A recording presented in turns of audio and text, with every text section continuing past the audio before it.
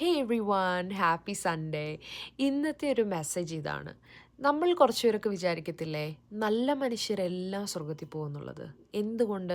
നന്മ ചെയ്തുകൊണ്ട് സ്വർഗത്തിൽ പോകുമെന്നുള്ളത്.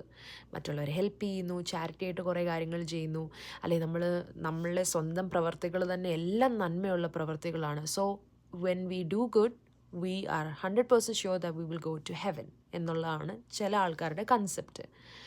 പക്ഷേ അവിടെ ഒരു ചെറിയ കോൺഫ്ലിക്റ്റ് ഉണ്ട്. നമ്മുടെ ദൈവവചനത്തിൽ തന്നെ പറയുന്നത് ദൈവമല്ലാതെ നല്ലവനായിട്ട് ആരുള്ളൂ എന്നുള്ളതാണ്.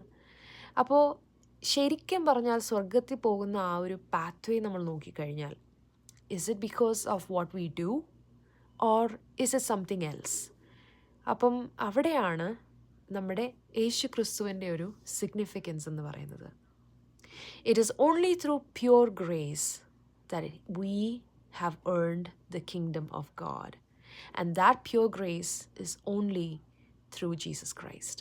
യേശു ക്രിസ്തു നമുക്ക് വേണ്ടി നേടിത്തന്ന ഒരു ഫാക്ടറാണ് കിങ്ഡം ഓഫ് ഗോഡ്. അല്ലാതെ നമ്മളുടെ കഴിവോ മിടുക്കോ നമ്മൾ ചെയ്ത നന്മപ്രവർത്തികളോ ഒന്നും തന്നെയല്ല. സോ നമ്മൾ as a follower of Christ എന്ത് ചെയ്യണം എന്നുള്ളതാണ് ഇപ്പോഴത്തെ പ്രസക്തി. Is to trust him and believe that he is the Son of God and he is the one നമ്മളെ നമ്മുടെ പാപത്തിൽ നിന്നും, പാപം കൊണ്ടുണ്ടാകുന്ന മരണത്തിൽ നിന്നും നമ്മളെ രക്ഷിച്ചു എന്നുള്ളൊരു വിശ്വാസം.